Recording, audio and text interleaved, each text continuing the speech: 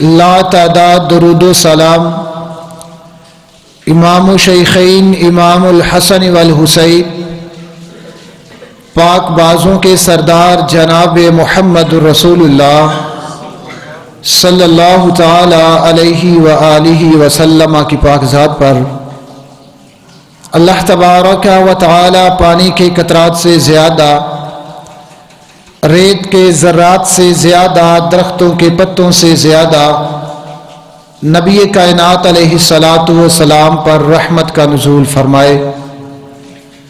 معزز سامعین کرام، آج کا خطبہ جمعۃ المبارک جس موضوع اور عنوان کے تحت آپ احباب کی پیش خدمت کیا جائے گا وہ ہے نماز کے مسائل، قسط نمبر 11۔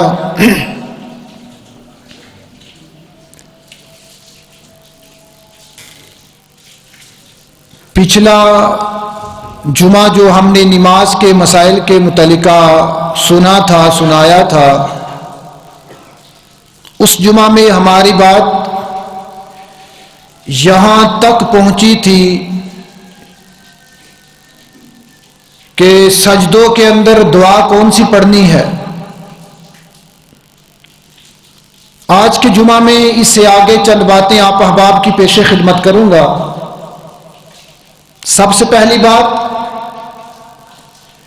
جب بندہ پہلی رکعت کو مکمل کر لے، دونوں سجدے ادا کر لے، اس کے بعد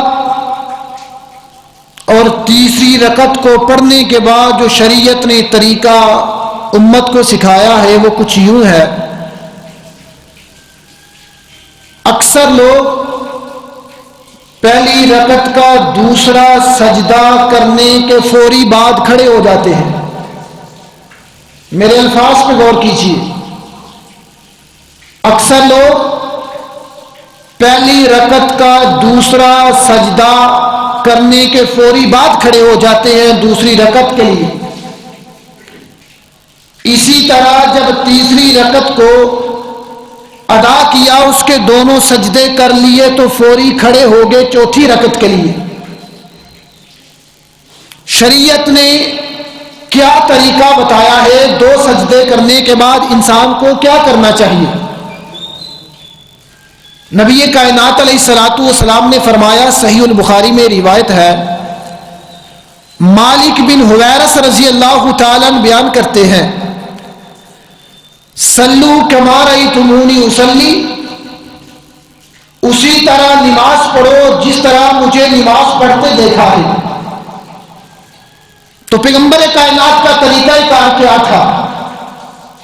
بخاری کی دوسری روایت سماعت فرمائے، مالک بن حویرث رضی اللہ تعالیٰ عنہ نبی کائنات کی نماز کا طریقہ بیان کرتے فرماتے ہیں،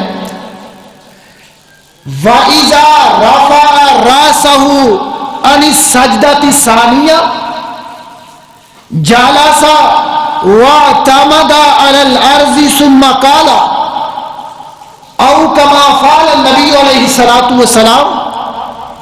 مالک بن حویرث کہتے ہیں، اللہ کے نبی کائنات جب پہلی رکعت کو ادا کرتے، دو سجدے کرنے کے بعد سجدے سے اٹھنے کے فوری بعد کھڑے نہیں ہو جاتے، جالسا، آقا کائنات دوسرا سجدہ کرنے کے بعد جب سجدے سے اپنا سر اٹھاتے تو زمین پر بیٹھ جاتے، وَاعْتَمَدَ عَلَى الْأَرْضِ، زمین پر ٹیک لگا لیتے، ثُمَّ قَالَ، کچھ دیر بیٹھنے کے بعد نبی کائنات علیہ الصلاۃ والسلام دوسری رکعت کے لیے کھڑے ہوتے۔ یہ نہیں ہے کہ سجدہ کیا، دوسرے سجدے سے جو ہی سر اٹھایا قیام کے لیے کھڑے ہو گئے۔ یہ نبی کائنات علیہ الصلاۃ والسلام کا طریقہ نہیں ہے۔ ہم اسے اصول کی زبان میں جلسہ استراحت کہتے ہیں۔ اور یہ بات یاد رکھیے، پہلی رکعت پڑھنے کے بعد دوسرا سجدہ کرنے کے بعد اچھی طرح بیٹھ کے اطمینان کے ساتھ بیٹھنا، پھر کھڑے ہونا، تیسری رکعت پڑھنے کے بعد دوسرا سجدہ کرنے کے بعد اچھی طرح بیٹھ کے پھر کھڑے ہونا، اسے جلسہ استراحت کہتے ہیں۔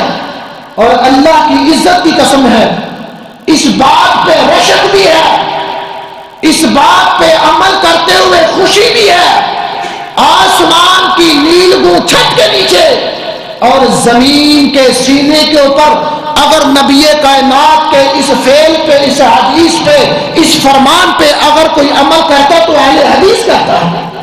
ابھی نماز پڑھی جانی، آپ دیکھنا دوسرا سجدہ جو ہی سجدہ مکمل ہوا 2 وقت قیام کے لیے کھڑا ہو گیا، اور پیغمبر کائنات کا طریقہ کیا تھا؟ آقا سجدہ کرنے کے بعد اچھی طرح بیٹھتے، اس کے بعد پھر قیام کے لیے کھڑے ہوتے۔ اس میں 3 اعتراض پیش کیے جاتے ہیں۔ نبی کائنات دوسرا سجدہ کرنے کے بعد اس لیے بیٹھتے تھے کیونکہ نبی کائنات کا جسم بڑھاپے میں تھے، جب بوڑھے ہو گئے تھے تب بیٹھتے تھے اور جسم میں کمزوری ہو گئی تھی۔ سب سے پہلی بات یہ ہے کہ کسی بھی حدیث میں یہ نہیں لکھا کہ پیغمبر کائنات جلسہ استراحت تب کرتے تھے جب نبی کائنات پہ بڑھاپا آ گیا۔ کسی بھی حدیث میں یہ نہیں لکھا پیغمبر کائنات کمزوری کی وجہ سے یہ کرتے تھے۔ اور دوسری بات، اگر مان لیا جائے پیغمبر بڑھاپے میں یہی کرتے تھے تو جو بعد والا عمل ہوتا ہے وہ ناسخ ہوتا ہے، پہلا منسوخ ہوتا ہے، تو پہلے والے کو چھوڑ کے دوسرے پہ عمل کیا جاتا ہے۔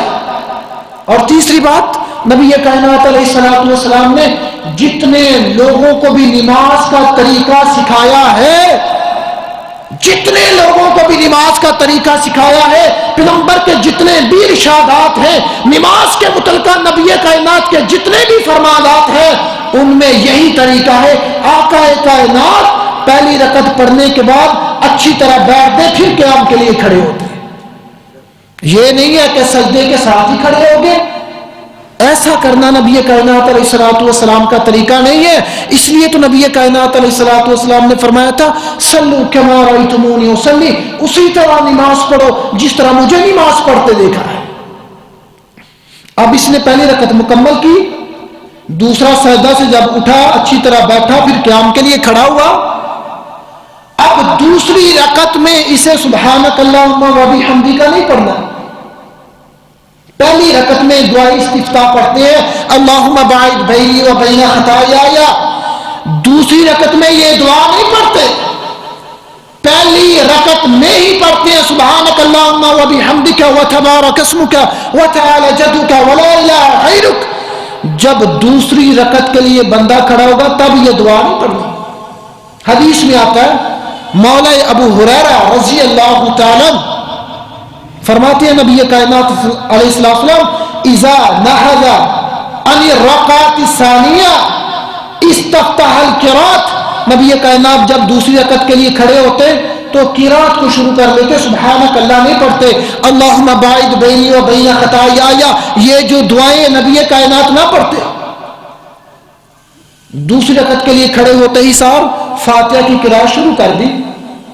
اور ایک اور مسئلہ یاد رکھیں، اگر کوئی امام دوسری رکعت پڑھاتے ہوئے فاتحہ کو شروع کرے الحمدللہ رب العالمین سے، اس پہ اعتراض نہیں کیا جا سکتا۔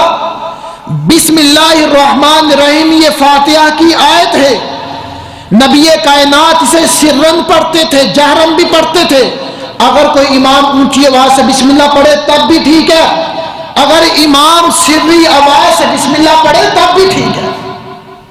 اب اس نے فاتحہ پڑھی، فاتحہ کے بعد رکوع کیا، رکوع کرنے کے بعد سجدہ کیا، سجدہ سے فارغ ہو گیا، اس نے بیٹھنا ہے اب تشہد پہ۔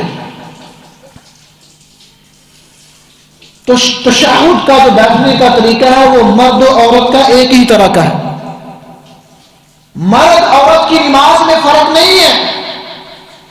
جس طرح مرد تشہد پر بیٹھے گا اسی طرح عورت تشہد پر بیٹھے گی۔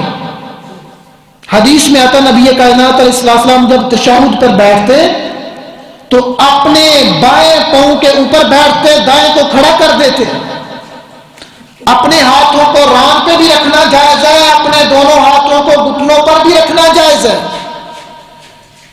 اب ایک مسئلہ اور ہے، کچھ لوگ جب تشہد پر بیٹھتے ہیں، اتحیات پڑھتے ہیں، جب کہتے ہیں اشہدو ان لا الہ الا اللہ، اس وقت وہ اپنی انگلی کو کھڑا کرتے ہیں. مسئلہ سمجھیے, نبی کائنات تشہد پر بیٹھے, اپنے ہاتھوں کو اپنی رانوں پر رکھنا بھی جائز ہے, دائیں ہاتھ کو دائیں ران پر, بائیں ہاتھ کو بائیں ران پر, دائیں ہاتھ کو دائیں گھٹنے پر, بائیں ہاتھ کو بائیں گھٹنے پر. یہ ہے تشہد پر بیٹھنے کا طریقہ, اور اپنی انگلی کو کس طرح حرکت دینی ہے اور اپنی انگلی کو کس طرح کھڑا کرنا ہے. سارے ذرا میری طرف توجہ کریں, نبی کائنات اپنی انگلی کو کس طرح کھڑا کرتے ہیں. حدیث میں آتا ہے یہ جو 3 انگلیاں ان کو اکٹھا کر لیا, یہ جو 3 انگلیاں ان کو اکٹھا کر لیا, اس طرح سمیٹ لیا, بند کر لیا. یہ جو آپ کا تھم جسے انگوٹھا بولتے ہیں اسے شہادت والی انگلی کے نیچے کر دیا. ایسے ہی ہاتھ کو اپنے گھٹنے پہ رکھ دیا, اپنی ران پہ رکھ دیا, اور اس انگلی کو حرکت دیتے رہنا, کبھی حرکت دینا, کبھی چھوڑ دینا, کبھی دینا, کبھی چھوڑ دینا. یہ نبی کائنات علیہ الصلوۃ والسلام کا طریقہ ہے. یہ اسی وقت کرنا شروع کر دینا ہے جب بندہ تشہد کے لیے بیٹھ جائے. یہ نہیں ہے کہ جب اس نے کہا اشہد ان لا الہ الا اللہ اس وقت انگلی کو اٹھانا نہیں. جو ہی تشہد پر بیٹھا اپنی 3 انگلیوں کو بند کیا اور اپنے انگوٹھے کو اس انگلی کے سینے کے ساتھ ملا دیا اور حرکت دینا شروع کر دی. ایک طریقہ ہے یہ جو میں نے طریقہ آپ کی پیش خدمت کیا یہ صحیح مسلم کے اندر آتا ہے. اور دوسرا طریقہ ہے ابو داؤد کے اندر, اپنی ان دونوں انگلیوں کو بند کر لیا اور اس انگوٹھے کو درمیان والی انگلی کے سرے کے ساتھ ملا دیا. یہ بن گیا حلقہ, اسے ایسے رکھ لیا. ایسے تشہد انگلی کو اٹھانا یہ بھی نبی کائنات علیہ السلام سے ثابت ہے. تینوں کو بند کرنا, ایسے کرنا یہ بھی ثابت. 2 کو بند کر کے درمیان والی انگلی کو دونوں کے سروں کو آپس کو ملا کے شہادت والی انگلی کو ہلانا یہ بھی نبی کائنات علیہ السلام سے ثابت ہے. مرد بھی ایسے بیٹھے گا, عورت بھی ایسے بیٹھے گی. عورت کیسے بیٹھتی ہے؟ اکثر لوگ جن کو نماز محمدی کا نہیں پتا, جن کو نماز محمدی ادا کرنے کے طریقے کا نہیں پتا, وہ کہتی ہیں جب عورت تشہد پر بیٹھے 2 شکلیں بیان کرتے ہیں. یا تو وہ 4 زانو ہو کر کے بیٹھے جسے ہم پنجابی میں کہتے ہیں چرونکڑا مار کے, یا پھر وہ اپنے دونوں پاؤں باہر نکال دے اور زمین پر بیٹھے. حدیث میں آتا ہے جس طرح مرد تشہد پر بیٹھے گا ایسے ہی عورت تشہد پر بیٹھے گی. اور امام بخاری رحمہ اللہ الباری نے التاریخ الصغیر کے اندر یہ روایت نقل کی ہے. ام درداء رضی اللہ تعالی عنہا, یہ نبی کائنات علیہ الصلوۃ والسلام کی صحابی ہے. امام بخاری فرماتے ہیں یہ صرف صحابیہ نہیں, وہ کانت فقیہۃ, یہ بہت بڑی فقیہہ تھی, بہت بڑی عالمہ تھی, بہت بڑی حدیث کا فہم رکھنے والی, حدیث کو پڑھنے والی, حدیث کو پڑھانے والی, حدیث کو سمجھنے والی تھی. وَكَانَتْ أُمُّ دَرْدَا تَجْلِسُ فِي صَلَاتِهَا جَلْسَةَ الرَّجُلِ, ام دردہ بھی تشہد میں ایسے بیٹھتی جس طرح مرد تشہد میں بیٹھتا ہے. کیا پتا چلا, کیا مطلب بنا؟ مطلب یہ بنا, دلالت یہ ہوئی کہ مرد عورت کی نماز میں فرق نہیں ہے. جس طرح مرد تشہد کے لیے بیٹھے گا ایسے ہی عورت تشہد کے لیے بیٹھے گی. اب یہ تشہد پر بیٹھ گیا, اس نے پڑھا التحیات للہ. نبی کائنات علیہ السلام کو جب اللہ نے معراج کروایا نا, تو پیغمبر کائنات جب معراج کے لیے گئے تو اللہ کے لیے تحفہ لے کے گئے تھے. نبی کائنات جب معراج کے لیے گئے تو اللہ کے لیے تحفہ لے کے گئے. وہ تحفہ کیا تھا؟ التحیات للہ والصلوات للہ والطیبات للہ, جسے ہم نماز میں پڑھتے ہیں التحیات للہ والصلوات والطیبات. اس کا مطلب کیا ہے؟ اس کا ترجمہ کیا ہے؟ التحیات للہ, میں زبان سے جو بھی تعریف کروں وہ میرے اکیلے رب کے لیے ہے. التحیات للہ, میری زبانی تعریفیں اللہ کے لیے, میری قولی تعریفیں اللہ کے لیے, میری لسانی تعریفیں اللہ کے لیے. میں گھر میں, بازار میں, چوک میں, چرستہ میں, جلوت میں, خلوت میں, تنہائی میں, دوستوں میں, جہاں بیٹھ کے بھی تعریف کروں التحیات للہ. کائنات کے لوگوں، دنیا میں بڑے بڑے آستانے ہیں، دنیا میں بڑے بڑے امیر لوگ ہیں، دنیا میں بڑی بڑی گدیاں ہیں، دنیا میں بڑے بڑے جبے ہیں. اللہ کے نبی فرماتے ہیں التحیات للہ، میں جب بھی تعریف کروں، میری زبان جب بھی تعریف کرے میرے اکیلے رب کے لیے. التحیات للہ والصلوات للہ، اور میری بدنی عبادتیں بھی اللہ کے لیے ہیں. جس بندے کو اس تشہد کا ترجمہ آ جائے نا، وہ کبھی بدعت بھی نہیں کر سکتا، شرک بھی نہیں کر سکتا. التحیات للہ، میری زبان جب بھی تعریف کرے گی اپنے رب کی تعریف کرے گی، ایسی ذات کی تعریف کرے گی جس کی ذات جیسی ذات نہیں، بات جیسی بات نہیں، جس کی صفات جیسی صفات نہیں. والصلوات، اور میری بدنی عبادتیں کیا مطلب ہے؟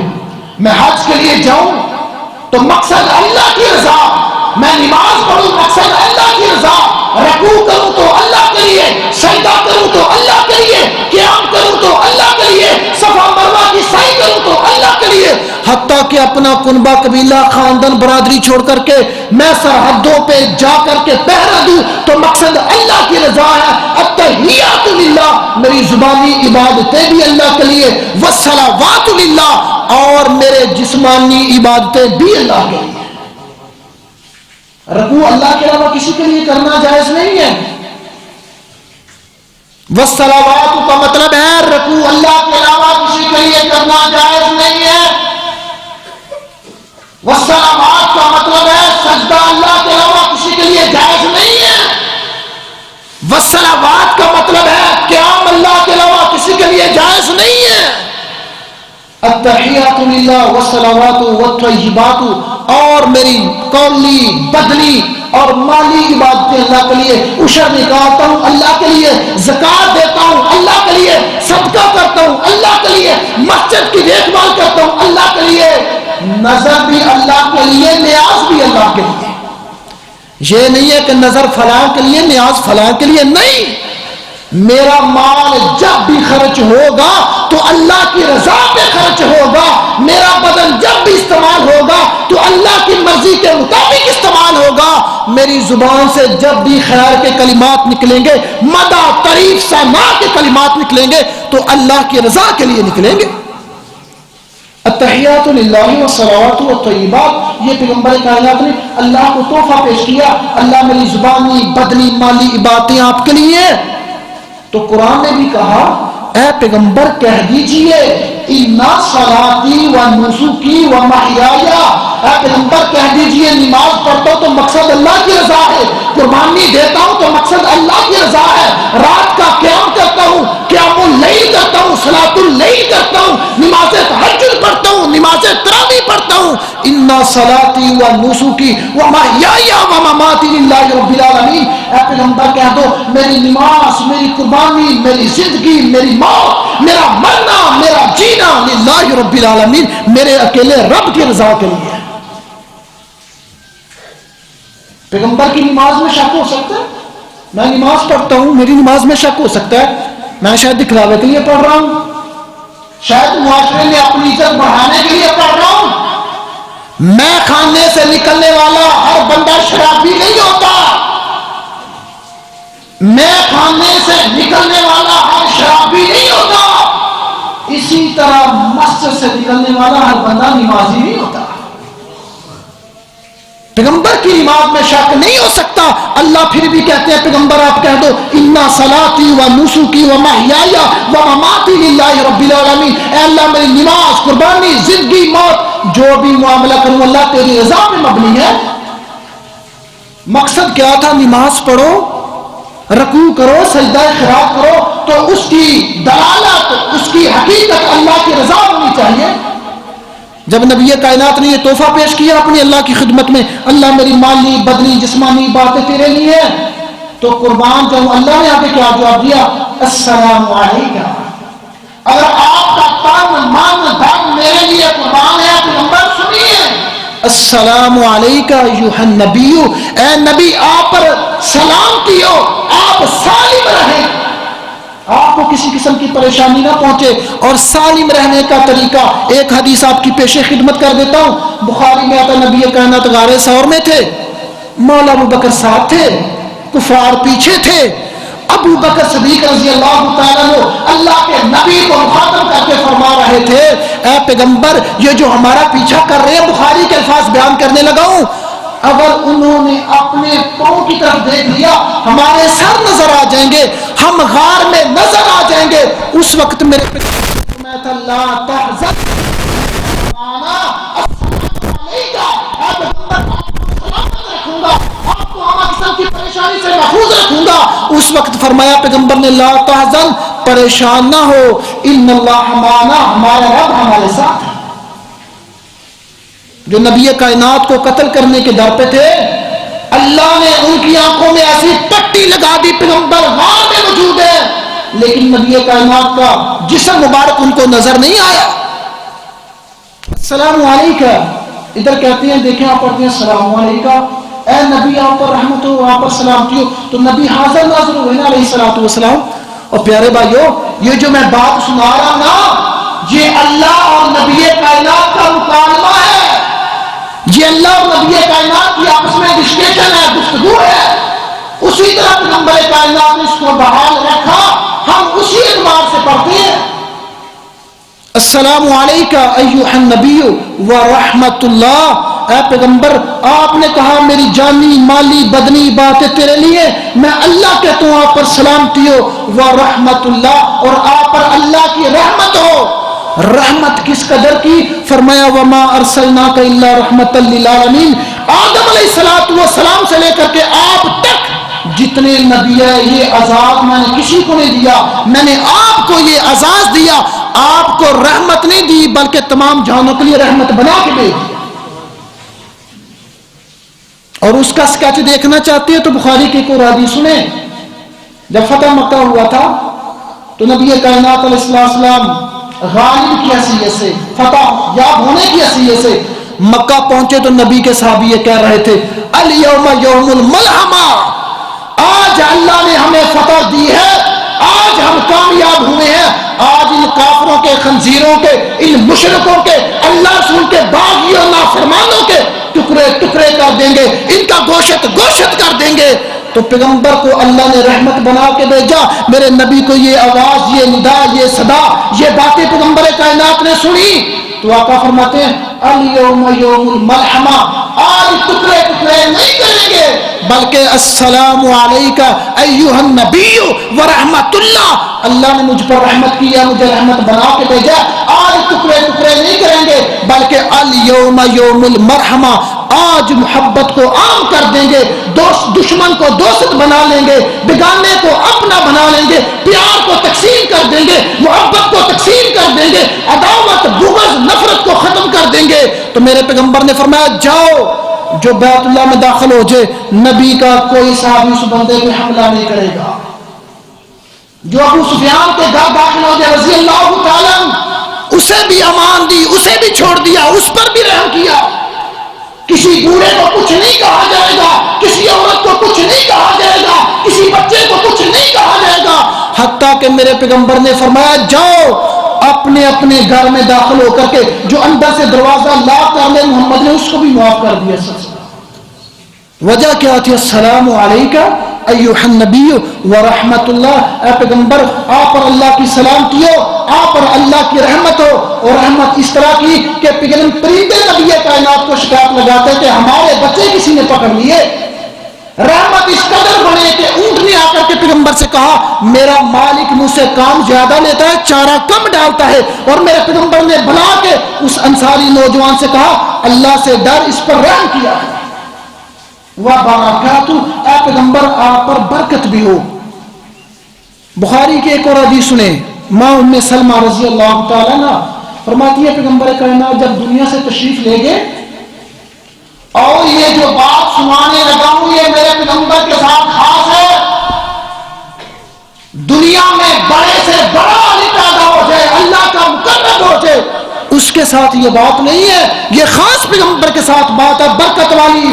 ماں ام سلمہ فرماتی ہے نبی کائنات دنیا سے تشریف لے گئے تو تو میں نے اللہ کے نبی کائنات کی داڑھی مبارک کے چند بال اپنے پاس رکھے ہوئے تھے. بخاری کی روایت ہے جب بھی کوئی مدینہ میں بیمار ہوتا جسے بخار ہوتا وہ میرے پاس لے کر کے آتا, میں پانی میں نبی کائنات کی داڑھی کے بال مبارک بھگو کر کے اس بیمار کو پانی پلا دیتی. اللہ نبی کائنات کی داڑھی مبارک کے بالوں کی برکت کی وجہ سے اس بیمار کو شفا عطا کر دیتا. السلام علیکم ایھا النبی ورحمۃ اللہ وبرکاتہ. اے پیغمبر آپ سالم بھی رہیں, آپ پر اللہ کی سلامتی بھی ہو, آپ پر اللہ کی رحمت بھی ہو اور آپ پر اللہ کی برکات بھی ہو. السلام علینا وعلی عباد اللہ الصالحین.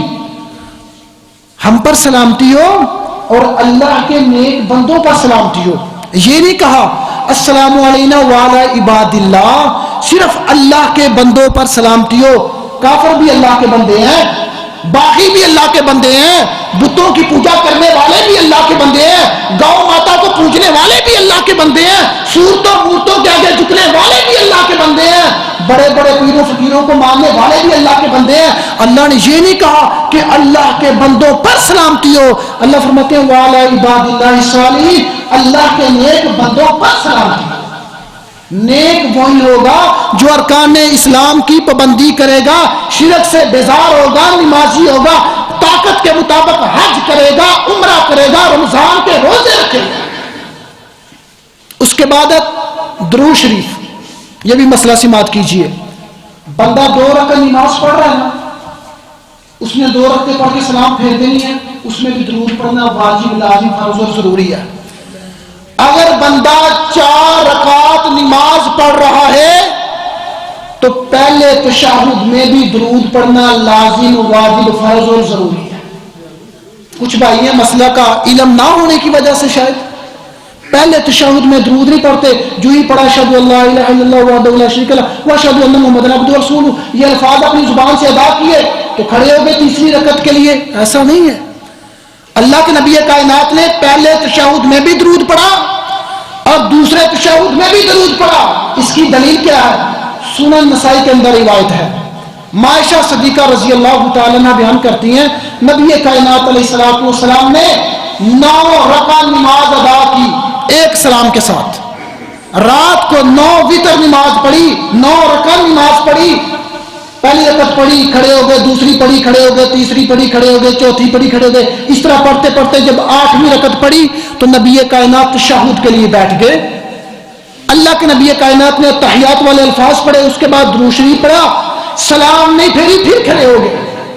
پھر 9ویں رکعت اکیلی پڑھی, اس میں بھی مکمل درود پڑھ کے باقی دعائیں پڑھ کے پھر سلام پڑھا.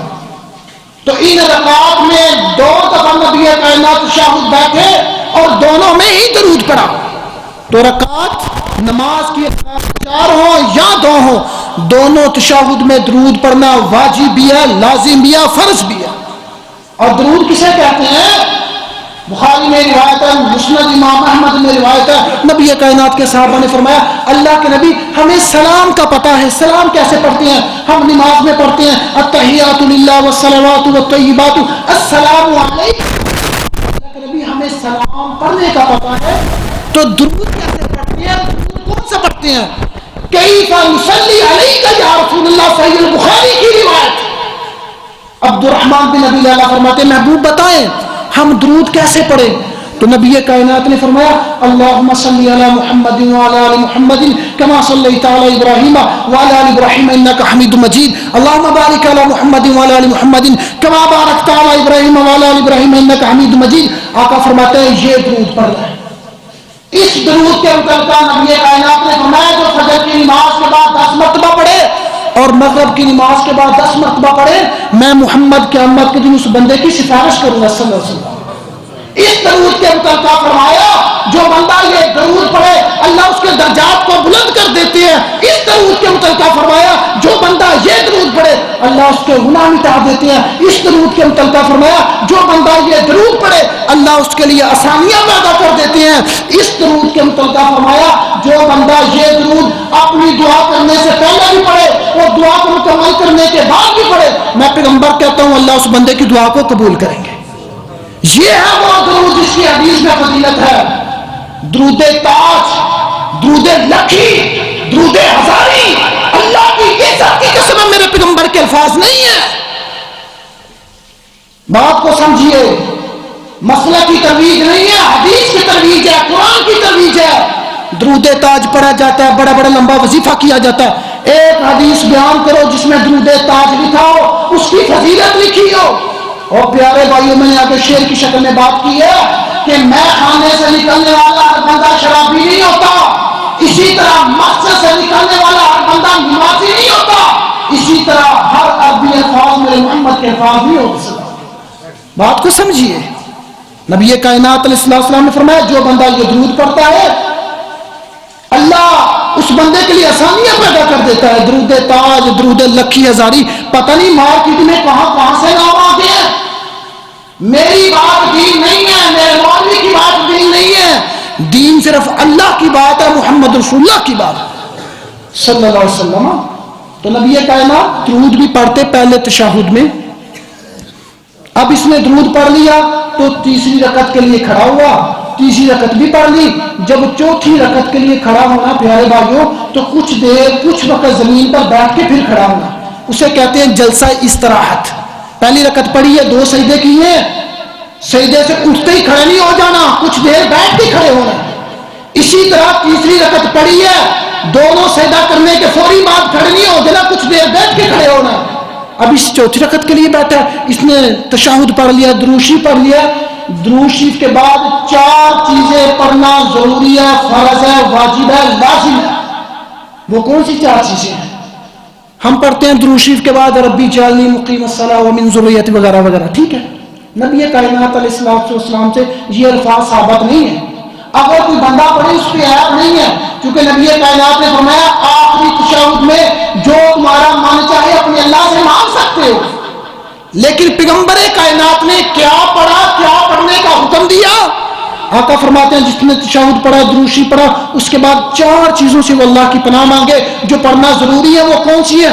اللہم انی اعوذ بک من عذاب جہنم، اللہ مجھے جہنم کے عذاب سے محفوظ فرما. اور جہنم سے بچنے کا بڑا کیا طریقہ ہے؟ وقت کی قلت کے پیش نظر ایک حدیث پہ عمل کر لیں انشاءاللہ تعالی.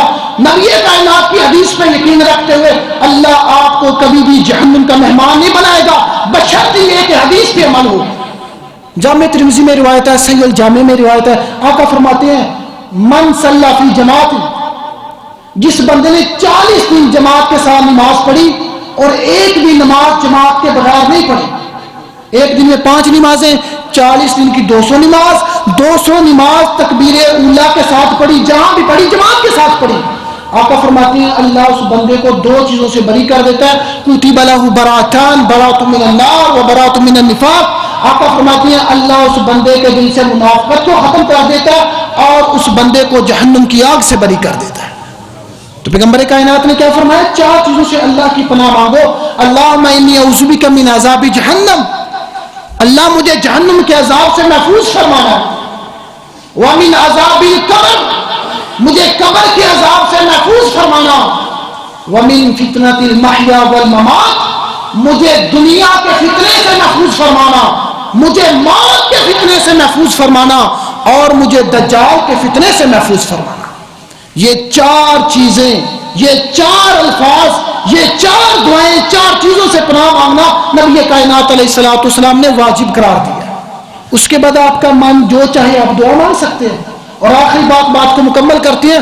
مولا ابو بکر صدیق رضی اللہ تعالیٰ عنہ نے نبی کائنات سے گزارش کی، اللہ کے نبی یہ 4 چیزیں تو سبھی پڑھی ہیں کیونکہ آپ نے واجب قرار دیا، مجھے ایسے الفاظ بتائیں کہ میں نماز میں وہ دعا کیا کروں.